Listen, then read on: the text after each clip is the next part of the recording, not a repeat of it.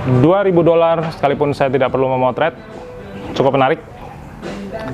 Di video kali ini saya akan berbicara kepada teman-teman semua tentang apa yang saya bawakan di seminar kepada calon pensiunan dari salah satu bank terbesar di Indonesia. Saya 4 kali nge-coach mereka untuk persiapan pensiun di beberapa hotel di Jogja. Jadi kali ini saya akan membagikan isi sharingnya kepada teman-teman semua biar ada inspirasi, biar termotivasi juga tentang apa yang harus bisa dilakukan ketika kita tidak sedang melakukan pekerjaan rutin kita sebagai seorang profesional. Tetap subscribe di channel ini. Sampai ketemu beberapa saat lagi.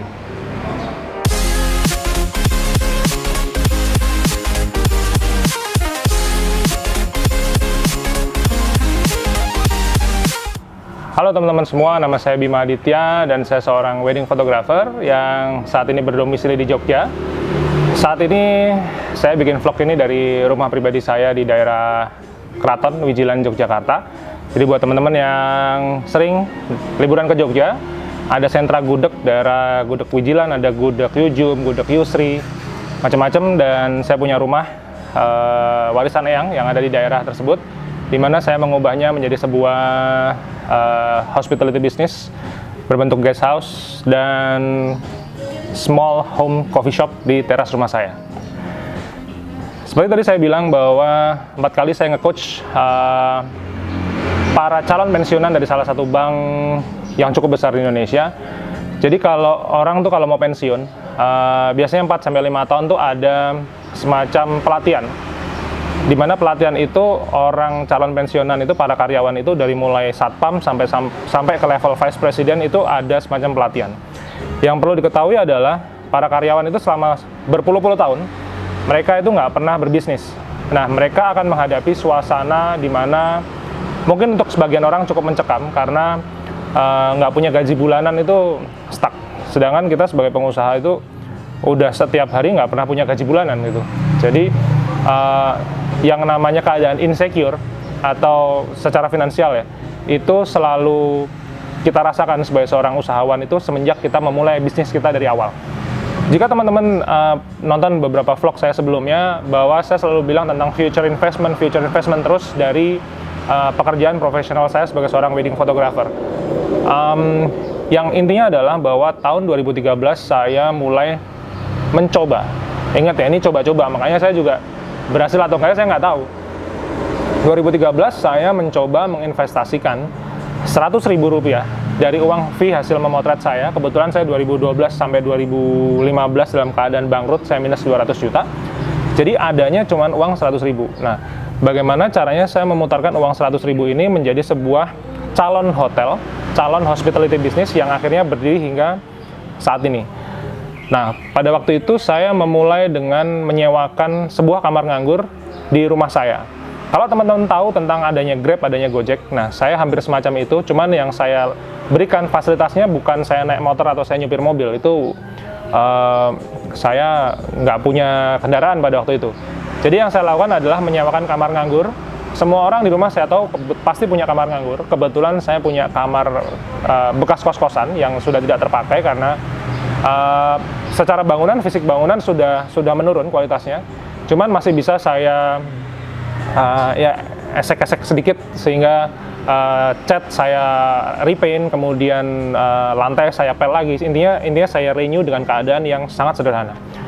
Nah, dari bisnis yang pertama itu 2013, kemudian saya melanjutkan sampai 2014 saya buka guest house kedua, hingga sekarang saya ada di guest house ketiga. Yang teman-teman saksikan sekarang namanya The Cendela. Ini adalah rumah warisan eyang.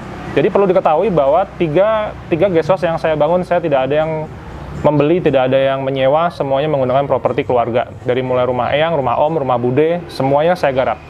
Intinya adalah, kalau orang lagi dalam keadaan bangkrut ya, minus 200 juta itu bisa makan besok pagi pakai tempe mendoan aja udah bagus. Karena saya pernah dalam keadaan, hari ini saya tinggal punya uang 10.000, saya ada istri, saya punya anak 2. Dan istri saya pada waktu itu mengandung anak ketiga.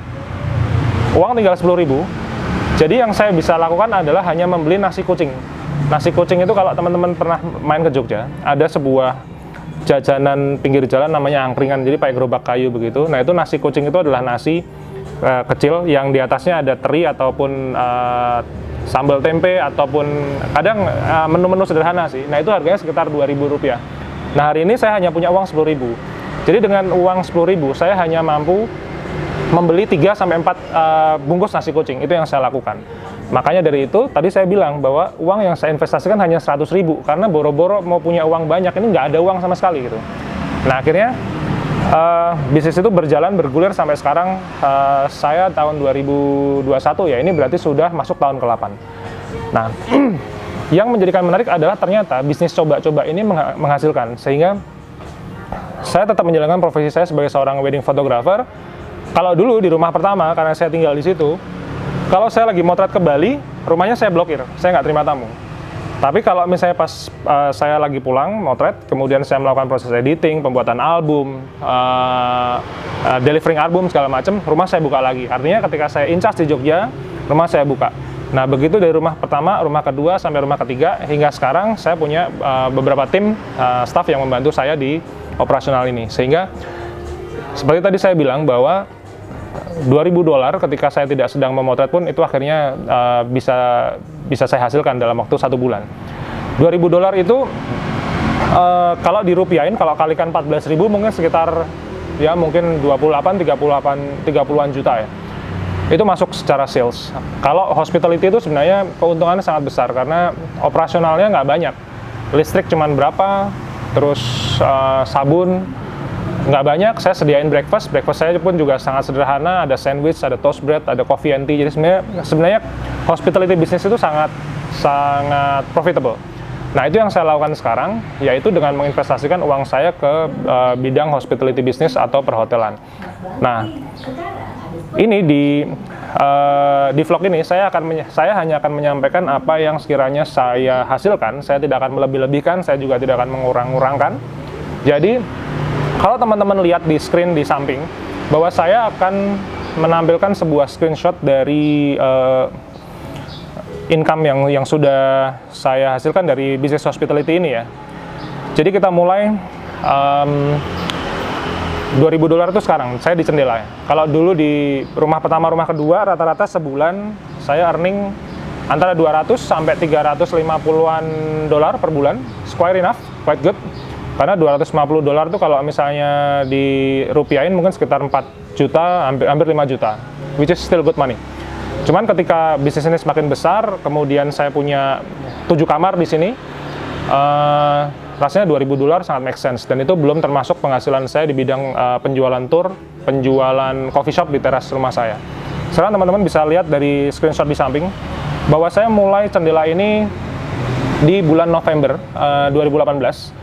Ini kelihatan di sini selama 2 bulan saya punya penghasilan sekitar 1.400-an dolar.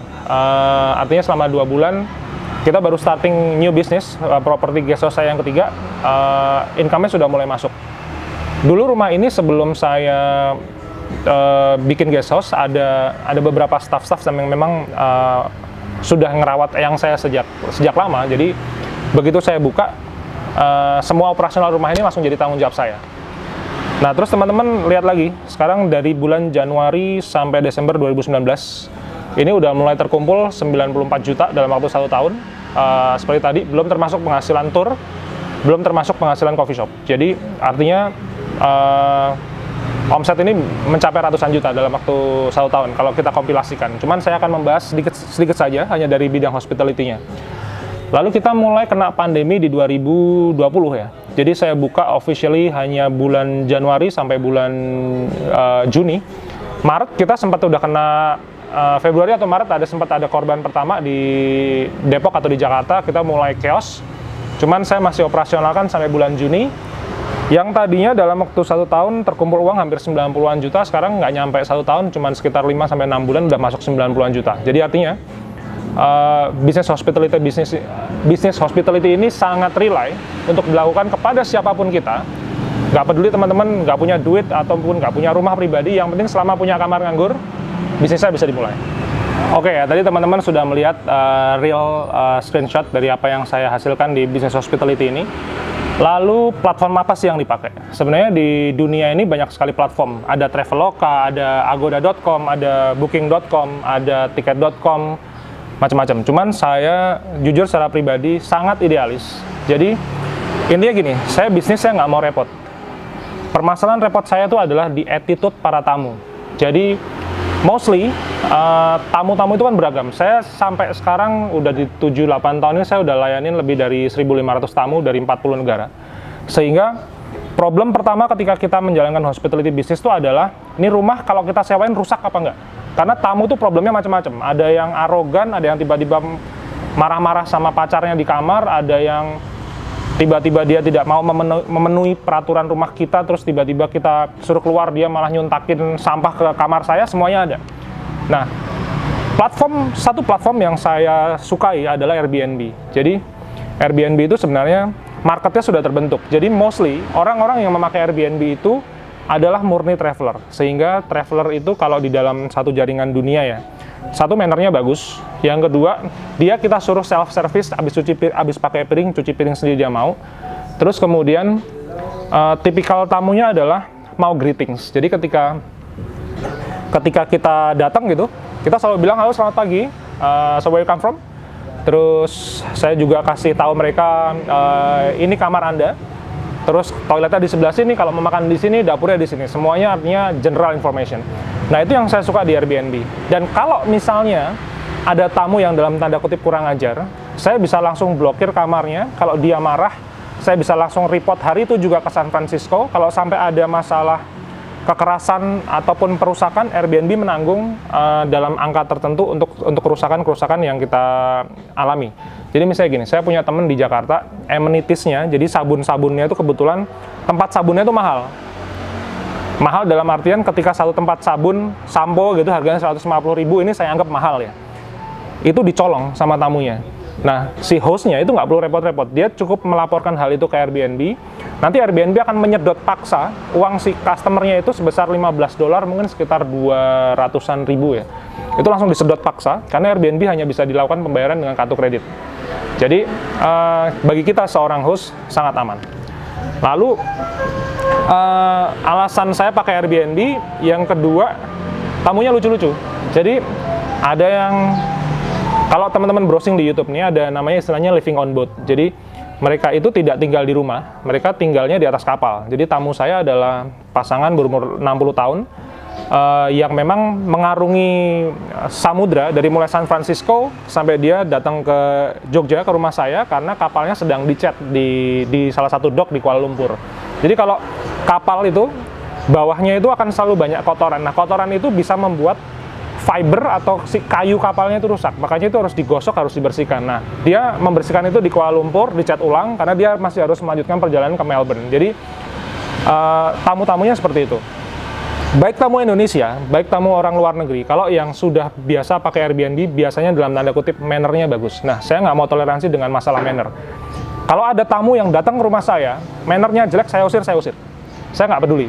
Jadi, duit itu menurut saya, urusannya sudah dengan Tuhan gitu. Jadi kalau masalah bisnis, saya hanya mau melakukan sebuah bisnis yang saya sukai dan di hati nyaman. Jadi kalau sampai ada tamu, ini beberapa kali ada tamu di Cendela yang dalam tanda kutip mannernya nggak bagus gitu ya, saya usir.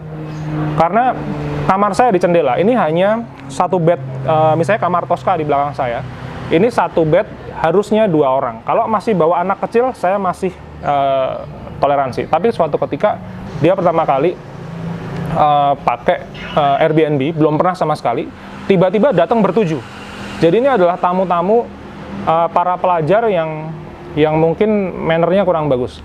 7 orang, kemudian hari itu juga saya langsung suruh staff saya untuk keluarin tamunya 7 orang, marah-marah ceritanya, sampahnya disuntak. Saya langsung WhatsApp, Anda datang ke rumah saya, ini rumah saya pribadi, Anda kotorin rumah saya, hari ini juga akun Anda saya disable. Jadi saya langsung report ke San Francisco, saya cek di kamar saya nggak ada kerusakan, hari itu juga akunnya disable. Dan dia nggak punya kuasa apapun terhadap ini. Jadi saya cukup keras sebagai seorang host, karena dalam artian begini ya,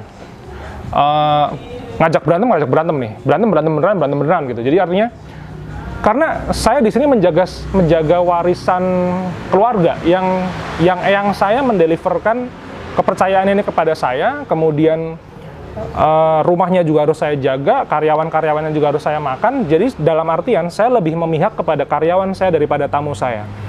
Customer is a king nggak berlaku di tempat saya. Customer and host is a partner. Jadi maksud saya begitu. Jadi teman-teman bisa memulai sekali lagi dari rumah nganggur yang ada di teman-teman semua, dan believe it or not, bisnis ini sangat besar, turisme ini sangat besar, terutama pasca pandemi ini. Pasti Indonesia mau memulihkan turismenya. Pak Jokowi juga udah bilang kayak begitu. Bang Sandi Uno juga lagi mondar-mandir keliling Indonesia gimana caranya mulihin turisme. Kalau teman-teman yang idealis kayak saya mungkin harus nunggu sekitar 1 tahun lagi, 2022 pasca pandemi, mungkin tamu-tamu boleh udah berdatangan. Cuman buat yang masih berjalan dengan tamu-tamu Indonesia, believe it or not, $2.000 even pada waktu pandemi teman-teman pasti bisa dapetin itu. Nggak banyak-banyak, nggak sampai 2.000 juga nggak ada masalah, karena berapapun uang yang kita dapat di masa pandemi ini akan sangat berarti untuk kehidupan kita. Baik teman-teman, sudah ngelihat tadi bagaimana overview saya tentang bisnis hospitality. Sekali lagi bisa dijalankan dengan berbagai macam platform. Kebetulan saya menggunakan Airbnb. Buat yang kepengen daftar jadi host Airbnb, langsung daftar pakai host Airbnb, masuk ke airbnb.com atau nanti linknya insya Allah saya siapkan di bawah.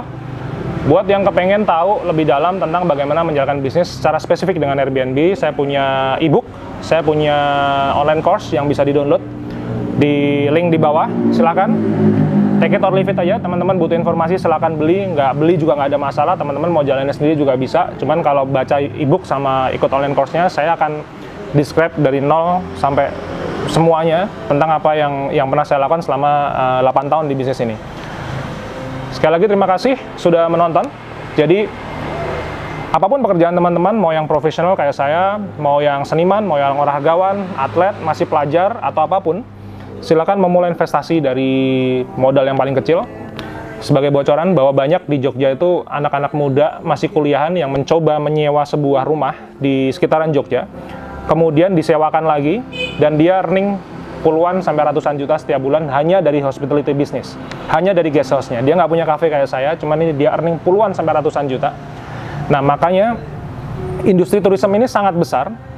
Indonesia butuh teman-teman semua. Siapa yang tertarik, silakan join. Apapun platformnya, silakan dijalankan. Dan kita mulai pulihin perekonomian pasca pandemi ini. Dimulai dari sekarang, dari modal seadanya. Terima kasih sudah subscribe di channel ini. Sampai ketemu di video berikutnya.